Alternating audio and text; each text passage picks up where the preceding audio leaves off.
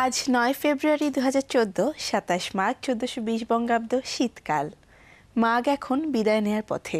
আসছে ফাগুন, আসছে মদির বাতাসের দিন। বসন্তের বাতাস মানেই কোথাও আমার হারিয়ে যাওয়ার নেই মানা। বসন্তের বাতাস মানুষকে উন্মাতাল করে তোলে।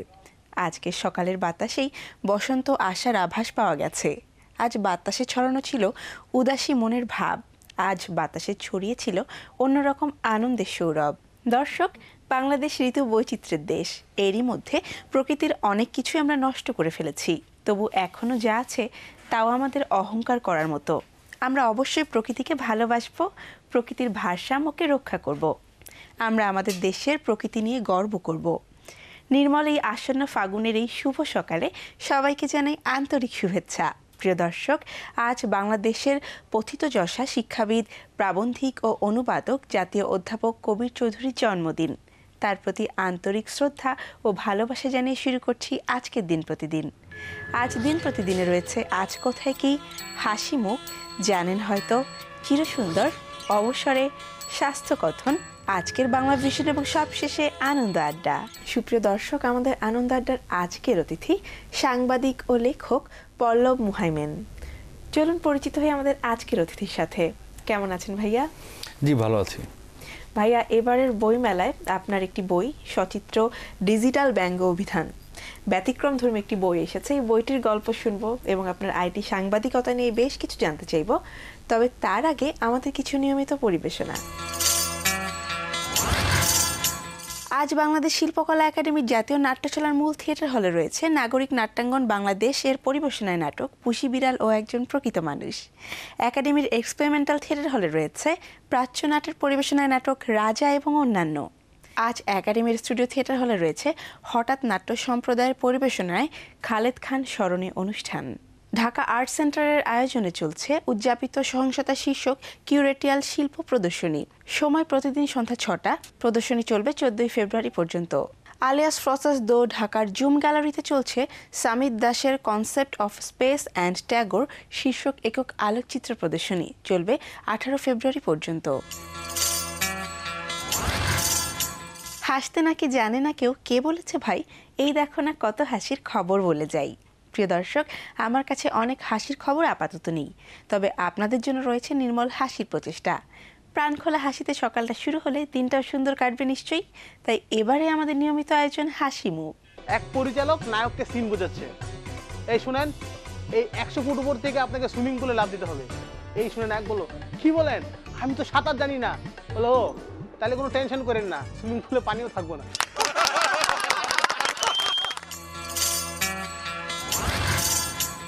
বাংলাদেশ জাতীয় জাদুঘর রাজধানী ঢাকায় অবস্থিত দেশের প্রধান জাদুঘর।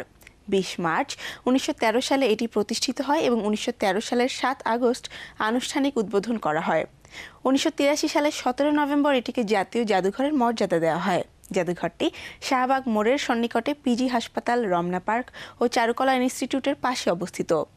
এখানে নৃতত্ত্ব, চারুকলা, ইতিহাস, প্রকৃতি এবং আধুনিক ও বিশ্ব সভ্যতা ইত্যাদি বিষয়ে আলাদা প্রদর্শনী রয়েছে। এছাড়াও এখানে আছে একটি সংরক্ষণাগার। নতুন প্রজন্মকে ইতিহাস ও ঐতিহ্যের বিভিন্ন উপাদানের সঙ্গে পরিচয় করিয়ে দেওয়া এবং তার সংগ্রহ, সংরক্ষণ, প্রদর্শন ও গবেষণার কাজে নিয়োজিত রয়েছে এই প্রতিষ্ঠানটি। চাইলে আপনিও ঘুরে আসতে পারেন জাতীয় জাদুঘর থেকে। জেনে নিন ঠিকানা ও প্রয়োজনীয় তথ্য। বাংলাদেশ জাতীয় জাদুঘর, শাহবাগ, ঢাকা। সময়সূচি গ্রীষ্মকাল এপ্রিল থেকে সেপ্টেম্বর সকাল 10টা 30 থেকে বিকাল 5টা 30 পর্যন্ত। শীতকালীন অক্টোবর থেকে মার্চ সকাল 9টা 30 থেকে বিকাল 4টা 30 পর্যন্ত এবং শুক্রবার দুপুর 3টা থেকে সন্ধ্যা 7টা 30 পর্যন্ত। বৃহস্পতিবার সাপ্তাহিক বন্ধ। টিকিট মূল্য 3 থেকে 12 বছর পর্যন্ত 5 টাকা এবং 12 বছরের উপরে 10 টাকা। সুপ্রিয় দর্শক, আজকে চিরসুন্দর পর্বে আপনাদের জন্য রয়েছে বাংলা ভিশনের আর্কাইভ থেকে একটি গান।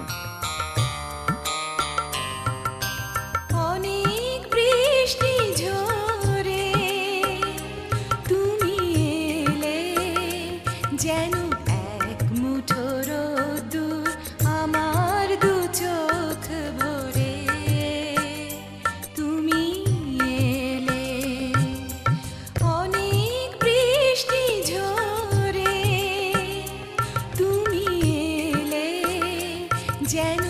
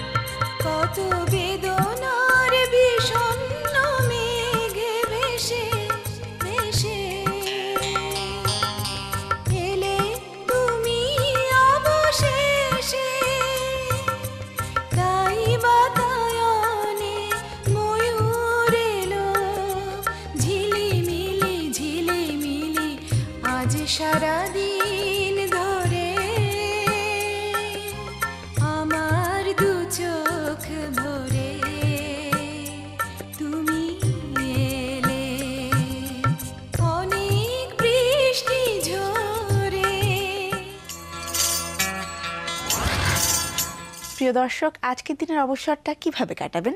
যদি কোনো পরিকল্পনা না থাকে তাহলে আজকের দিনের অবসরটা কাটাতে পারেন বিখ্যাত কোনো চলচ্চিত্র উপভোগের মাধ্যমে। আজ তেমন একটি চলচ্চিত্র সম্পর্কে জানাচ্ছি। উকিল বাবু, উকিল বাবু। বাংলাদেশের প্রতিভাধর নির্মাতা তানভীর মোকাম্মেল নির্মিত চলচ্চিত্র চিত্রা নদীর পাড়ে। 1999 সালে মুক্তিপ্রাপ্ত এই চলচ্চিত্রে 1947-এর ভারত ভাগের পর বাংলাদেশে অবস্থিত হিন্দু এক পরিবারের কাহিনী তুলে ধরা হয়েছে। চিত্রা নদীর পাড়ে অবস্থিত একটি গ্রামে বসবাসরত এই হিন্দু পরিবার এবং আশেপাশে বসবাস করা পরিবারগুলোর মধ্যে তৎকালীন পূর্ব পাকিস্তানের রাজনৈতিক অবস্থা এবং পাকিস্তান বিরোধী আন্দোলনের একটি পটভূমি সুন্দরভাবে ফুটে উঠেছে। চলচ্চিত্রটি 7টি বিষয়ে জাতীয় পুরস্কার পায়। এই চলচ্চিত্রে অভিনয় করেছেন মমতাজউদ্দিন আহমেদ, তৌকির আহমেদ, রওশন জামিল, আফসানা মিমি সহ অনেকেই। বয়ে চলে আঁধিয়ার রাত্রি, আমি চলি দিশাহীন যাত্রী। আজকের অবসরে চিত্রা নদীর পাড়ে ছবিটি সংগ্রহ করে দেখতে পারেন। শিশুদের মানসিক স্বাস্থ্য নিয়ে আমরা তেমন একটা ভাবি না এবং শিশুদের অনেক ব্যাপারেই আমরা ভুল সিদ্ধান্ত নিই। আমরা 2-4 বছরের শিশুদেরকে নানান খেলনা দিয়ে অন্য অনেক কিছু থেকে ভুলিয়ে ভালিয়ে রাখার চেষ্টা করি। মনে করুন 2 বছরের একটি শিশু খেলতে খেলতে ছোট্ট একটা খেলনা হারিয়ে ফেললো কিংবা ভেঙে ফেললো।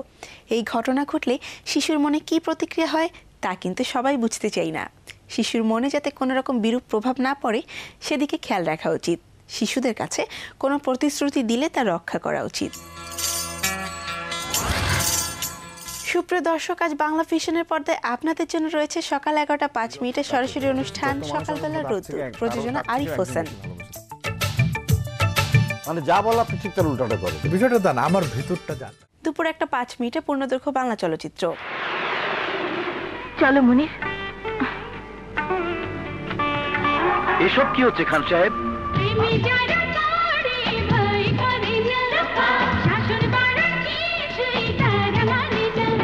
প্রিয় দর্শক, নতুন বই, প্রিয় লেখক আর বইমেলার খবর জানতে চোখ রাখুন বাংলা ভিশনের পর্দায়। মাহিদুল ইসলামের উপস্থাপনা এবং ফজলুল হক আকাশ ও মামুন খানের প্রযোজনায় বিকেল 5টা 20 মিনিটে দেখবেন সরাসরি অনুষ্ঠান প্রতিদিনের বইমেলা।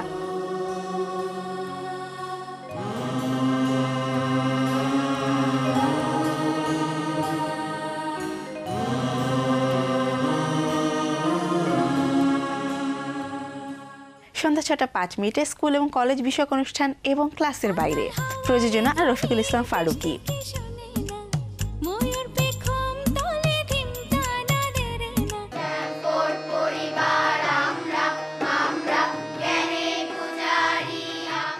আজ সন্ধ্যা 6টা 30 মিনিটে দরিদ্র জনগোষ্ঠীর অর্থনৈতিক ও জীবনমান উন্নয়নে পল্লী কর্মসহায়ক ফাউন্ডেশনের বিশেষ অনুষ্ঠান উন্নয়নে PKSF। প্রযোজনা আরিফ হোসেন। রাত 8টা 15 মিনিটে ধারাবাহিক নাটক নিজ গৃহে পরবাসী। রচনা জিনাত হাকিম, পরিচালনা আজিজুল হাকিম। সংসারে এসেছে, তার জন্য কি এমন খরচ? মেয়ে কোথায় পেলে? ধরে তো এনেছি বউ। এখন তোমার কোনো কথা আমি শুনবো না। রাত 9টা 5 মিনিটে ধারাবাহিক নাটক এলে বেলে। রচনা ও পরিচালনা বদরুল আনাম সৌদ। দর্শক, এছাড়া সকাল 7টা 30 মিনিট, সকাল 10টা, বেলা 11টা, দুপুর 12টা, 2টা, বিকাল 4টা, 5টা, সন্ধ্যা 7টা 30 মিনিট, রাত 10টা 30 মিনিট এবং রাত 1টা 30 মিনিটে দেখুন বাংলা ভিশন সংবাদ।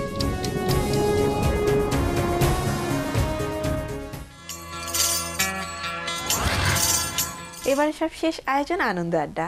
আসুন ফিরে যাই আমাদের আজকের অতিথি লেখক ও সাংবাদিক পল্লব মোহাইমিনের কাছে।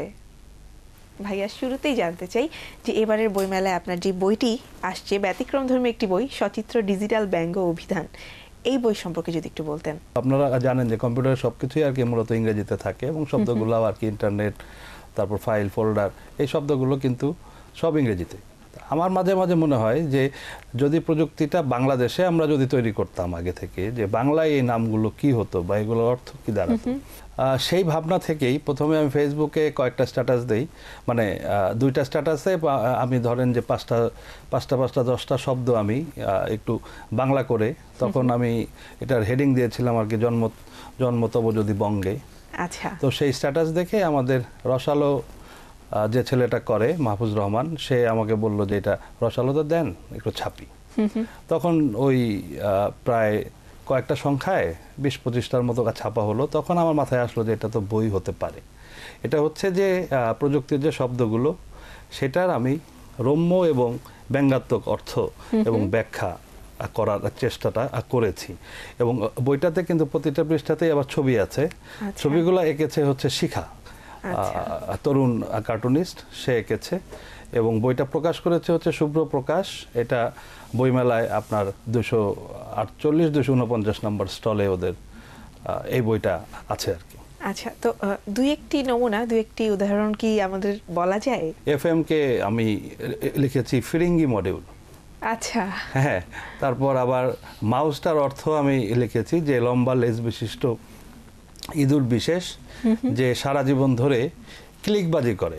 এখানে হচ্ছে যে ক্লিক শব্দটাকে আমি ক্লিকবাজির সাথে মিলিয়েছি, যে আমাদের চারপাশে যা আছে আর কি শব্দ টব্দগুলো, এবং কিছু অসঙ্গতিও, মানে এখানে কিছু মানে নেগেটিভ বা ব্যঙ্গাত্মক আছে, আবার কিছু হাস্যরসের মতো আছে। আবার ধরেন যে পিএসপি হচ্ছে হইলো প্লে স্টেশন পোর্টেবল, হ্যাঁ, বাচ্চারা এটা খেলে আর কি। তো এটাকে আমি লিখেছি পাটিসাপটা পিঠা, দেখতেও জিনিসটা পিঠার মতো, বাচ্চাদের হাতে থাকে, বাচ্চারা ওইটা থেকে মজা পায়।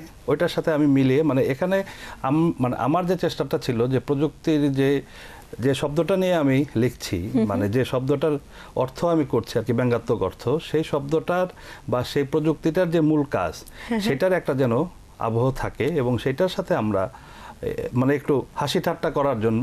জিনিসটা মোটেও সিরিয়াস বই না, এটা একটা রম্য বই, আবার এটা একটা আবার অভিধানও বটে, আবার এটা একটা প্রযুক্তি বই। আচ্ছা, এই বইটা থেকে কি কোনোভাবে এরকম কোনো সম্ভাবনা আছে যে বাচ্চারা যারা বইটা পড়বে তারা মূল বিষয়টা থেকে কি দূরে চলে যাবে, বা বিষয়টা আসলে বুঝতে তাদের কোনো সমস্যা হবে, এরকম কি কোনো সম্ভাবনা আছে? এইটা আসলে হচ্ছে যে এটা কিন্তু আসলে বাচ্চাদের বই না।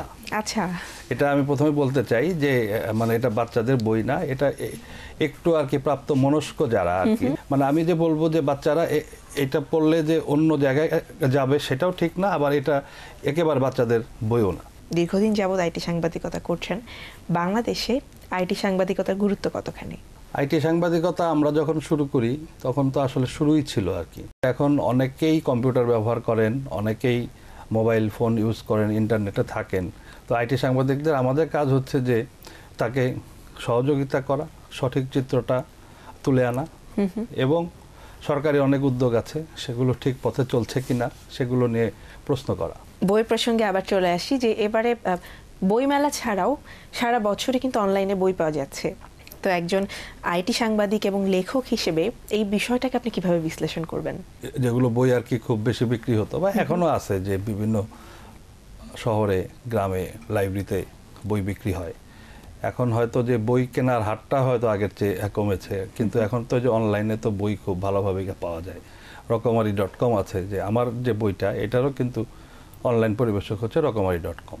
তো এখন কিন্তু আরো সহজ, যে একটা ইন্টারনেট কানেকশন থাকলে সে কিন্তু একটা বইয়ের অর্ডার করতে পারবে, এবং বইটা তার কাছে যাওয়ার পরে সে টাকাটা দিতে পারবে। তো এই সুবিধাটা কিন্তু এখন অনেকেই নিচ্ছে। আচ্ছা, এর ফলে তো বই সহজলভ্য হচ্ছে, কিন্তু আসলেই পাঠকের সংখ্যা কি বাড়ছে? এখন তো অপশন বেশি প্রযুক্তির কারণেই। এখন মানে বই আপনি ইয়েতে পড়তে পারেন, মানে আপনি বই তো আছেই, প্লাস ইন্টারনেটে আপনার অ্যাক্টিভিটিস অনেক বেশি। এখন ফেসবুকে আপনি স্ট্যাটাস দেন, তো এই জায়গাগুলোতে একটু সময় নিচ্ছেই। আবার কিছু বই ইন্টারনেটেও পাওয়া যাচ্ছে, সেগুলোও পড়া হচ্ছে। পড়াটা কিন্তু কমছে না, পড়ার মাধ্যমটা শিফট করছে আর কি। আর যখনই একটা মানে ট্রানজিশনাল পিরিয়ড চলে, মানে এখনো কিন্তু প্রযুক্তির দিকে আমরা যাচ্ছি, গিয়ে একটা জায়গায় আমরা কিন্তু সেট হই নাই। তো এই সময়টা কিন্তু নানা ধরনের আপনার ঘটনা ঘটবে, যে কখনো মনে হবে যে কাগজের বইয়ের বিক্রি হয়তো কমছে, আবার ই বুকের বিক্রি হয়তো বাড়ছে, কিন্তু ওয়ার্ল্ড ওয়াইড কিন্তু এখনো কাগজের বই আপনার 2012 সালে ই বুকের বিক্রি ছিল আর কি 13%, আর গত বছর ই বুকের বিক্রি হয়েছে 14%, মানে এক বছরে কিন্তু 1% মাত্র বেড়েছে। ফলে কাগজের বইয়ের যে মানে আবেদনটা সেটা কিন্তু থাকবে। আপনি একটা বই নিয়ে হ্যাঁ শুয়ে বসে যেভাবে হোক আপনি পড়তে পারছেন, ওই জায়গাটা থাকবে। খুব ভালো একটা তথ্য পেলাম যে আসলে বই হাতে নিয়ে পড়ার যে স্বাদ, এটা একেবারেই অন্যরকম। আরেকটা বিষয় জানতে চাই যে আমাদের দেশের তরুণরা বিশ্বের বিভিন্ন খ্যাতনামা প্রতিষ্ঠানে, তথ্য প্রযুক্তি প্রতিষ্ঠানে কাজ করছেন। এই বিষয়টা নিয়ে আপনার কি মূল্যায়ন এবং আপনি কি স্বপ্ন দেখেন আমাদের দেশের তরুণদের নিয়ে? এখন তো বিশ্ব আসলে ছোট, এখন যে যেখানে যখন খুশি যা করছে সেটা সঙ্গে সঙ্গে কিন্তু জানানো সম্ভব হচ্ছে আর কি। তো অবশ্যই আমাদের তরুণরা বেশ ভালো ভালো জায়গাতেই আছে এবং তাদেরকে দেখে আরও হয়তো 10টা তরুণ মানে আপনার ইন্সপায়ার্ড হচ্ছে। এই যে অনুপ্রেরণা, এটা থেকে কাজ হচ্ছে। আর আমরা যদি আরও একটু বড় ইয়েতে চিন্তা করি যে আমাদের যদি ওই ধরনের কোনো একটা পরিকল্পনা থাকে যে যারা বাইরে আছে, যে বিভিন্ন বিষয়ে বিশেষজ্ঞ লোকেরা আছে, শুধু যে প্রযুক্তি খাতে এমন না, আপনার চিকিৎসা বিজ্ঞানে আছে, পদার্থবিজ্ঞানে আছে, রসায়নে আছে, সব জায়গায় কিন্তু আমাদের স্কলাররা বাইরে আছেন। তাদের কাছ থেকে যদি আমরা সহযোগিতা নিতে পারি রাষ্ট্রীয়ভাবে, সেটা আমাদের অনেক কাজে দেবে। কিন্তু তরুণরা যখন আন্তর্জাতিকভাবে সফল হন, সেটা আমাদের যারা তরুণ আছে তাদেরকে কিন্তু খুবই অনুপ্রাণিত করে। এটা খুব ইতিবাচক একটা দিক। আমাদের দেশের আইটি সেক্টরগুলোকে আরো শক্তিশালী, আরো গতিশীল করতে আইটি সাংবাদিকদের আর ভবিষ্যতে কি কি করণীয় বলে আপনার মনে হয়?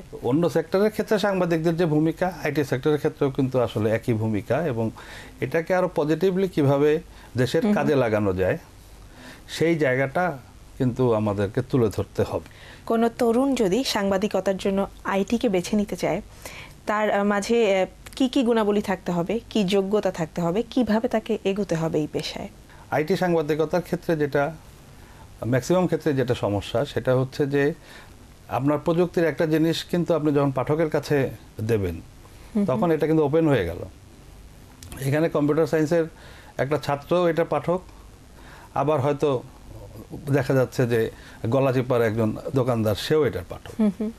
তো আমি মনে করি যে আমাদের লেখা সফল হবে তখনই যখন একটা লেখায় আমি অন্তত পক্ষে যে 1 লাখ 2 লাখ বা 5 লাখ পাঠকের মধ্যে নতুন একজন পাঠক তৈরি করতে পারবো, যে আমার লেখাটা বুঝবে। পত্রিকায় লিখতে হলে ওখানে পত্রিকা কিন্তু হচ্ছে আপনার জমির মতো, আপনি যাই করেন পত্রিকার স্পেস কিন্তু বাড়াইতে পারবেন কম কথায়, ছোট করে মূল বিষয়টা সহজভাবে পাঠকের সামনে তুলে ধরতে।